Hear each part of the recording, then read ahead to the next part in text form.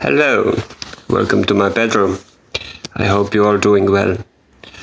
Let me introduce myself. My name is Janno. I'm 37 years old and I work as a playwright and director in a theater. I also act sometimes if my health allows it. I also have cystic fibrosis, and in recent years it has become quite clear that I need a lung transplant and also a heart transplant. So, it's a double trouble, as they say. My problem started like this year when my condition worsened quite suddenly. I became weak. My weight dropped quite badly. If I remember correctly, I just weighed 45 kilograms and I'm 190 centimeters tall. The reason why the weight dropped, it was because I had no appetite. So we installed a feeding board to my stomach. So at some point it became clear that we are running out of options. So we decided to try Kaftrio, but unfortunately the cost of Kaftrio in Estonia is at the moment 16 to 17,000 euros a month, and that's a lot of money for one person to pay for every month. And unfortunately, our health insurance fund doesn't cover it. So luckily, I founded in 2015 a charity foundation that provides people with chronic illnesses services, medicine and equipment that Health Foundation fund doesn't pay for. So we made a campaign to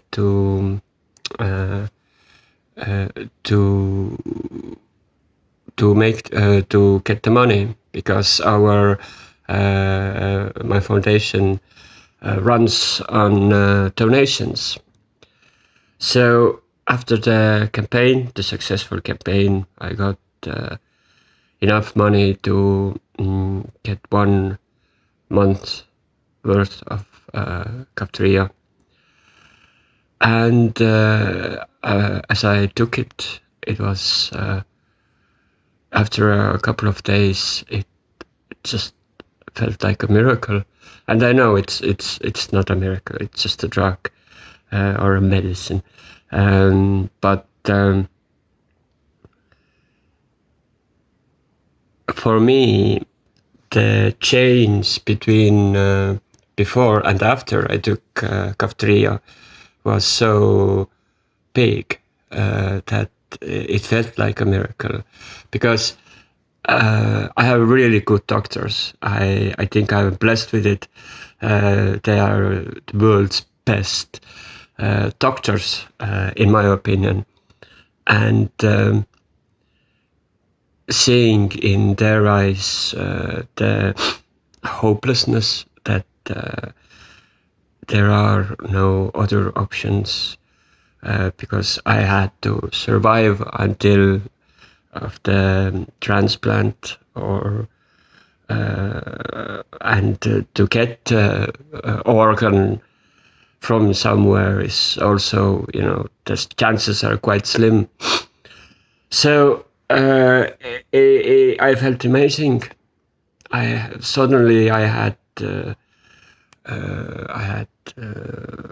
power. I managed to breathe like a normal person. I could walk around the hospital just by myself without the wheelchair and somebody to push me. I got out of bed. I didn't have to rest several times when going to the toilet. My appetite like jumped. It was quite funny to think about, to think back of it. I ate all of the hospital food, which I'm quite picky usually.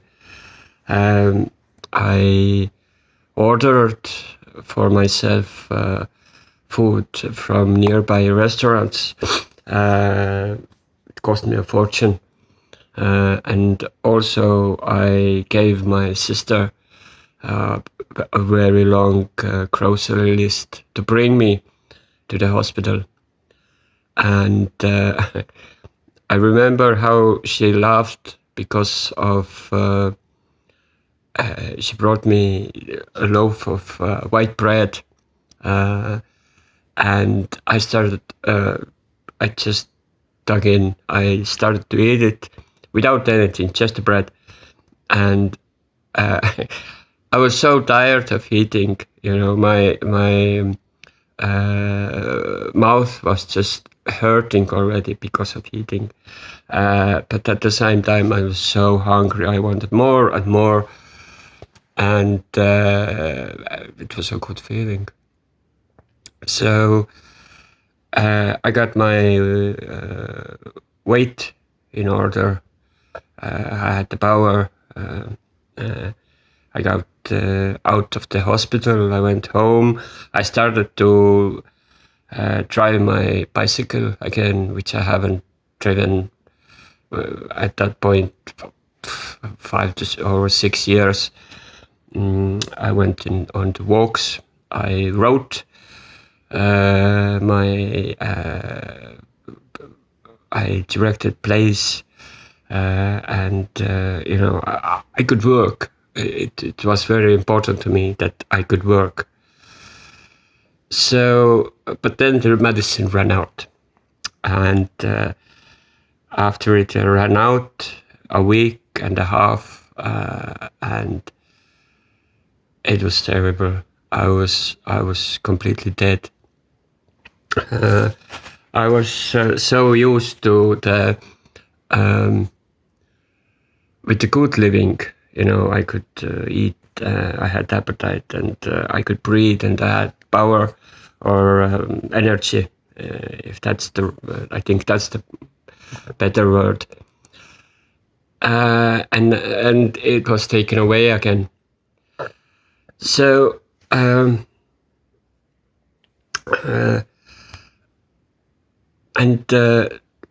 that also contributed to my mental health, my depression, and we had to do another campaign, But in the long run, it's not viable because it's very exhausting to ask for money for donations, to do charity work, and if you're in a very bad state, then these endless interviews with with the media to answer people, you don't have the strength, but you're also the only one who I am also the only one who could ask for myself that money to do that charity campaign. As I have chosen this particular field. So it really, really affected me. And the bad part is that I'm not the only one who needs this drug. Okay, 17,000 euros for me for a month. Okay, I can manage that. But with my foundation, we have provided Kaftrio to 2 other patients as well. So triple it. And there are other adult patients who need this drug quite soon. So it's just not viable, because it's really hard to keep people's interest up and make them be interested to donate for the cause. For me, taking Kaftrio, which is what is the most important part for me, is it has been allowed me to be social. I'm very introverted person, so when I'm really sick, I tend to isolate myself.